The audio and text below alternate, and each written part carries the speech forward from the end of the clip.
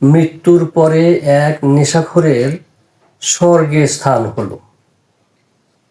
তো নেশাখোর ঠিক বুঝতে পারল না, সে তো সারা জীবন নেশা করেই কাটিয়ে দিল, তার স্বর্গে স্থান হয় কেমন করে।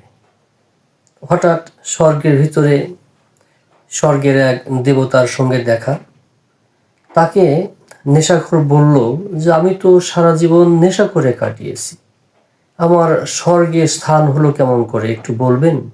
দেবতা বললেন যে তুই তো সারা জীবন নেশা করেই পার করেছিস, অন্ন খুব একটা স্পর্শ করতি না, শুধু বেশি করে চিনি দিয়ে দুধ চা খেতি। তো তুই যে এই যে অন্ন স্পর্শ করস নাই, এটাকে ভগবান উপহাস হিসেবে কাউন্ট করেছেন, যার ফলে তুই এই স্বর্গে স্থান পেয়েছিস।